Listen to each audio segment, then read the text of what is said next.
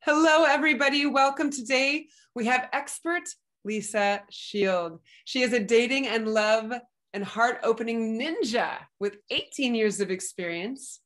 She has a master's degree in spiritual psychology and is a certified life and relationship coach. And she has been featured as an expert in the Huffington Post, BuzzFeed, LA Times, and Cosmopolitan. She also has been a guest on ABC News and The Millionaire Matchmaker. Last year, 12 of Lisa's LA clients were married and are passionately in love.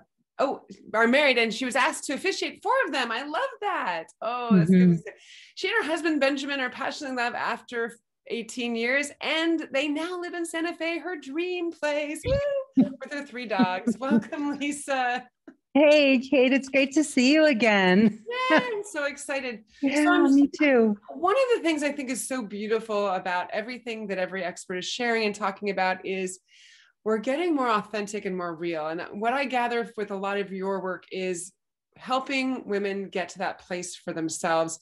And so I'm wondering how to become emotionally naked and really be in that vulnerability, in that authenticity, to really help us heal and grow as people and as women. Yeah. So the theme, right, is healing. Yeah. And when, I walk women, Kate, through a 12-week course, and it's really a healing process. I mean, it's been, I started this 5 years ago doing this particular course. I've been coaching for 18, but it's been 5 that I've done the course. And it's extraordinary that people heal. They go through not just, I don't just give them tips and wisdom and whatever, but they heal. They go through a process and it's transformational. Yeah. And what's beautiful is the name of the course is Emotionally Naked Dating, right? So the whole message is about how do I get emotionally naked? We all know that we want to get physically naked. I mean, at least I know I did, I enjoyed, touching and being touched. I'm not ashamed to admit, but it never got me where I wanted to go. And I always knew that something was missing. And so the women that go through my course, nothing is, written in stone. But one of the things, the centerpieces of this course is that they don't dive into sex right away. They actually wait. And the beauty of waiting is that, first of all, when you have sex too soon in a relationship, from my perception, we become lovers before we're even friends. Oh. And then we have to go back and try to, establish the friendship. And the sexual connection is too intense. And usually, very often, most of us can't do that. It's like doing it in reverse. So the women in my course, I don't give them like, oh, you can't have sex for, 6 months or a year. No, it's not like that. But it really is about waiting a little while, whether it's, 4 weeks or 6 weeks, but until you really know, and I'm going to put a pause there. I don't know if you have this experience with clients, but I will often say to them, I'll say, so how long do you wait to have sex? They'll say, oh, I wait a while, and I'm like, well, how long? Well, 3 to 5 dates. And I'm like, whoa, like, let's do the math there. If you've spent 4 hours, let's just be generous and say, who has a 4-hour date? That's like, well, God help you if you do, but let's just say 3 to 4 hours, right? And you're going on 3 dates. What is that? Like 9 hours? 12 hours that you've actually spent. And I don't care about texting and I don't care about all the stuff that led up to this, right? This is how we get ourselves into trouble, and why we get ghosted and why guys, get what they want and then they run away because they know, the minute that you sleep with them, you want a relationship and they don't even know if they like you enough to want to do that. So they just move on. So the idea is to take sex out of your toolkit and find your voice. Yeah. And really not just find your voice, but in my course, find the voice of love. Oh, I love that. So can you give one window in or peek into what that is and how you help, what's one way you help women identify and get connected to their voice of love? Well, gosh, it's so hard because it's just like this beautifully orchestrated process that they go through. But one of the key pieces of this course is something I call your final five. And it's so important. And it's a process that I developed myself. And it takes them about at least a week when they work with me to complete it. Yeah. So it goes through doing a very intensive inventory of their whole history of relationships, looking at the pieces that I've put together for them, getting clear on what didn't work. And then we use that as the basis for coming up with the 5 things they must have in a partner. But it's not arbitrary. It's not make a big list of things and then whittle it down to the 10 most important. It's really, the beauty of it is that it's based on their past. And if they don't look back and put the past in perspective, it's very hard for them to move forward. But it's a brilliant, I mean, it's just a beautiful piece of work. Every single woman who goes through the course says, Lisa, that, you know, the final 5 was a game changer. I love that. Yeah. So would this be the stepping stone, dating being the stepping stone to love, when we're talking about getting in touch with the voice of love? Well, I think, you know, what I love about dating, Kate, is that it's such a wonderful forum to go out and experiment and throw mud at the wall, you know, and to stop taking every guy and every rejection and every whatever so seriously and personally, right? Mm-hmm. So part of healing is learning how, you know, I was watching, I don't know if you know Benjamin Hardy, but I love his stuff from Medium.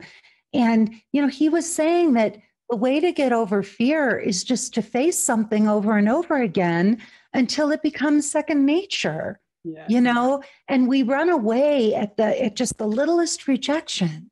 And we get so scared. And then we, you know, like a turtle, we just snap shut. And then it takes us like weeks or months or sometimes years to peek our little heads out again, you know?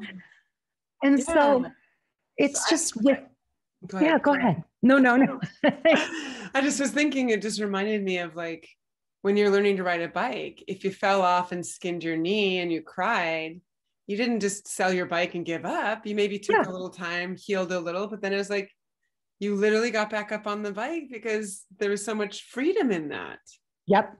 Yeah. And then suddenly you're wobbling and it's like all wonky. And then suddenly like one day you get on it and you're just gliding along. I don't know. It's beautiful. And it's a great analogy. I love it.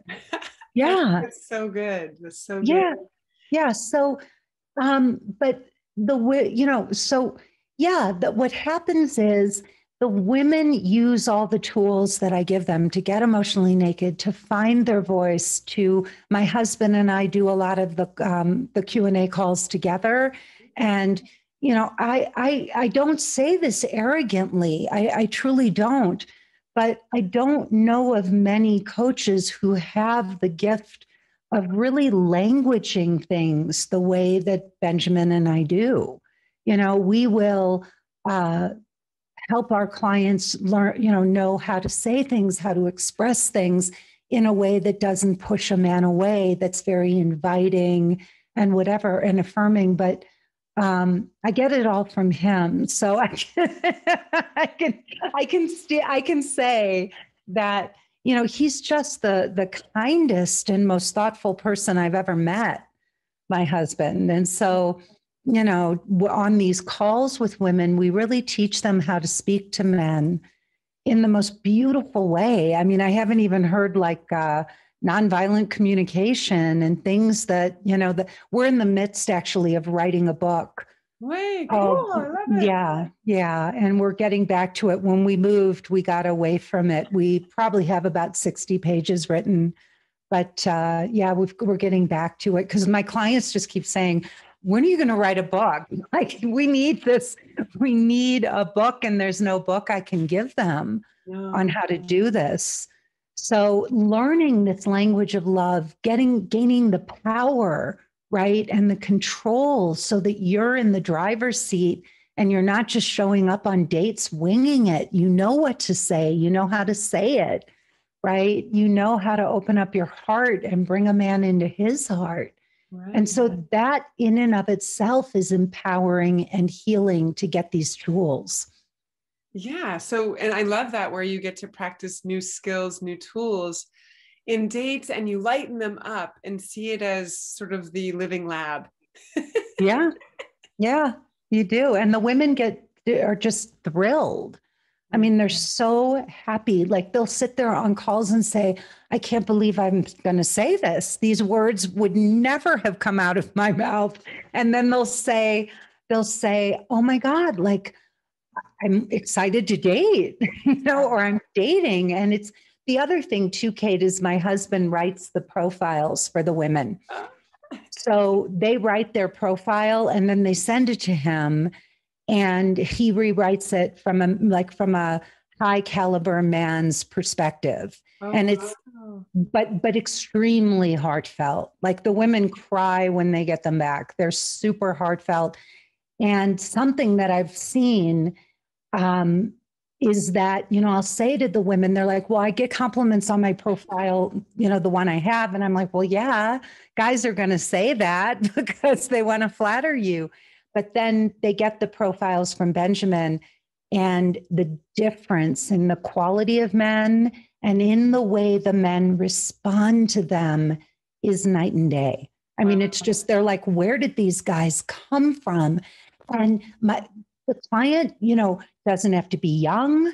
She doesn't even have to be, as a head turner, but the difference. And so that also is healing and empowering for these women, because they're getting this amazing response that they've been trying to get and couldn't get. So all of that is healing for these women. So after all of the work where you've been able to create these new profiles, is there like a thread of a theme where you see women are not showing up in their profiles the way in which, like your husband is saying, that there's a constant theme that he sees? They're not highlighting this. This is the thing that's really amazing about them. Well, women just don't, yes. And women can't see from a man's perspective what is going to make a man roll his eyes. And I'm humbled by this, Kate, because I thought I wrote good profiles, but Benjamin's like, no guy wants to read in your profile about all the foods you love. All he's going, you may love food. The only thing he wants to hear is that you love cooking and that you would love to cook his favorite dishes for him.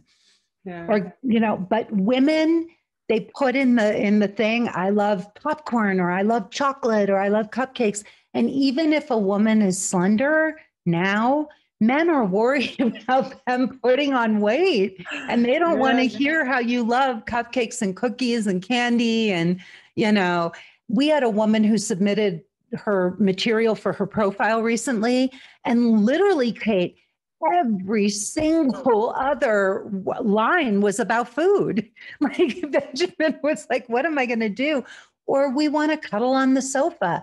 Guys aren't sitting around going, let me find a woman who wants to cuddle on the sofa in front of the fire, or the one that we crack up at is, I love to dance in the kitchen. Benjamin's like, no. That may be a woman's fantasy. That is not a guy's fantasy. That's like him holding up a fish or something that he killed. See, this is great, that comparison, because I know women roll their eyes. They're like, I don't know what to do with the fish picture. I just don't know what to do. They always say that, right? It's like, you're catching fish for me to cook? You want me to fish with you? I don't ever want to fish with you. It's that same thing, right? It's a disconnect. Yeah, like the guy is not going to be sitting there watching football and look over and see you dancing in the kitchen and go, Oh, wait a minute. Let me come join you. Not going to happen. Well, I Not love going to that. I happen. love Huh? that. That's a whole different perspective of Mm-hmm. and I feel like part of what I'm hearing too is in some ways men want to hear where they can see themselves in that world, but it's not, we're not portraying the world they want to be in. Right. Exactly. That's exactly it, Kate. You nailed it. You nailed it. We are not portraying the world that men are envisioning themselves in. And they're looking, when they look at your photos, I mean, you don't have to be a head turner. You do not have to be beautiful, but you need to show a spark. And it's not even, it's better to have a picture that shows that shows your aliveness and shows your joie de vivre and your sensuality than have a picture where you look absolutely perfect. Yeah. And I But think one of the things that I constantly remind clients with too is, and I say, I have them actually track because usually they track the negative, right? That's what this is what, women do when they're frustrated with online dating and any of that. And so I said, well, track, like, where actual pictures are they saying something about? And it's usually that one of the fun activity. It's the girl next door. It could be, they could have their hair done up beautifully and makeup done, and then that's fine. But it's the pigtails and no makeup, getting off the boat from or camping somewhere. That's the picture that they get the compliments on. Because they're accessible. Yes. Well, also, men can see themselves in the picture with them. Yeah. They're looking to put themselves in the picture, so if they're playing a sport or they're looking casual or whatever, they can see them doing things like women want to dress up, and yes, a guy may need to take you to an event or something. If he's a businessman, he may want want to know what you look like dressed up. But most of the time, they're going to be playing with you. They want to have fun, not, So yeah, I think it's shocking. But as the women get the pieces of the puzzle like this, but the big piece, which you had asked me, about at the beginning, is the emotionally naked piece. I mean, that's the thing we're all longing for. Absolutely. The great sex is wonderful and nobody's knocking it, but the real thing is the friendship, being able to support each other emotionally, being great friends and great lovers comes after. So we give them, we give them techniques. I mean, there's all the whole second half of the course is really filled with all kinds of techniques that my husband, that I designed and that my husband designed for helping the women connect and get emotionally naked with these men and really get the men to open up and share their hearts with them. And what I'm hearing too is when women lean in and they take that risk to be emotionally naked, it may sound scary and fears may start to come up, but when you lean in and actually live it and are authentic and are open and honest and in your integrity, it's freedom. And that's what naked isn't a exposure to be feared. It is, you're reveling in it almost. Yeah. And it's yeah, you do. And they do. I mean, the biggest thing is I think that there are many, many more emotionally available men than women give them credit for. I really think a lot of the women are not emotionally available themselves. And so, we've got our agendas, we've got our checklists, and we're not just being in the moment on a date with a guy, just, being ourselves and not worrying if he, has the perfect job or lives in the guy, has the right neighborhood or lives in the right building or drives the right car. It's really, especially in the beginning, just building that beautiful, warm, like you said, letting your guard down and being authentic. But it's more than that, Kate. We give them very specific tools for doing this. Yes. So it's not just, it is leaning. It's not about just lean. In fact, I don't even think I use any of those terminologies. I have an aversion to some of the leaning in or let a man chase you, or lean back. I find some of that stuff has become so cliche. Yeah. And, our language is much more, it's a different language. It's a different way of being that, my clients just go through a transformation, but there's no leaning back. In fact, my clients, they go for what they want. These are very successful women who are used to being in charge and in control. So I teach them how to take what I call the feminine lead. Yes. But they lead. They don't sit there and lean back and wait for men to chase them. I don't even know where all that stuff came from. I honestly don't. And I don't say that to criticize, people that use that terminology. But man, if I were dating and I went to a coach and she said, oh, yeah, you got to lean back or lean in, or I would go, excuse me? I don't know. I don't know. And I think definitely within the interactions between the man and the woman. And for me, leaning in is I get to lean into my own vulnerability. That's an internal job. It's not something you're doing out here with another person. It's benefiting me to be open, to be authentic. But I don't get the words lean in. Like, I'm just authentic. I'm me. I'm not leaning into anything. I'm showing up on a date.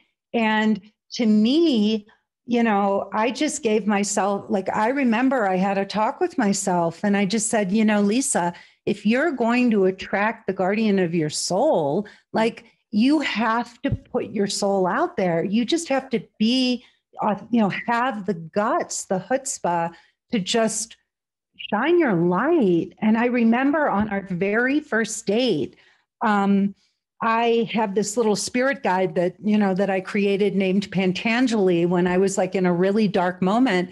And man, I went on my date and I started talking to my husband. I'm sharing about this little guy named Pantangeli that I meditate with and talk to and stuff. I had no idea what was going on in his mind as I was sharing all of this. It was wild because I'd go to the gym, and when I was on the elliptical machine, I'd put on music and I'd close my eyes and I'd do visualizations with Pantangeli. And, and then, it was like a really potent time in my life where I was doing all of this beautiful inner work with the spirit guide that I had created. And I'm just telling my husband about all these journeys, or my future husband about all these journeys and these wild meditations. Right? But, he could have thought I was nuts, but if he did think I was nuts, then he wasn't my guy. So it's true. I love this.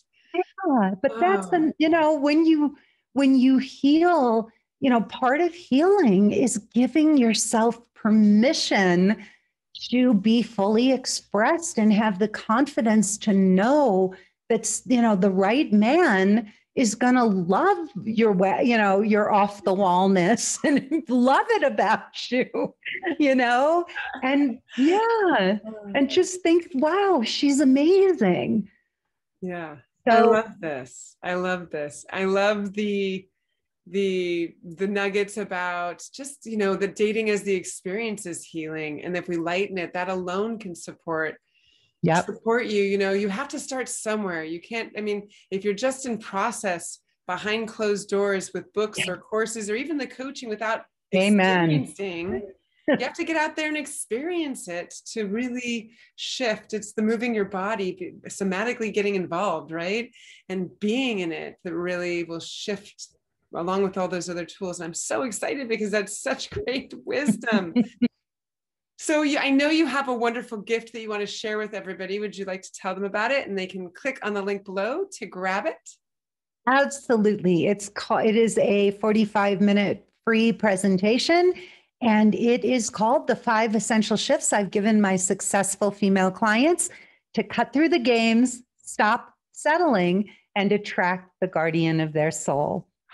I love it. Everybody grab the link from below here.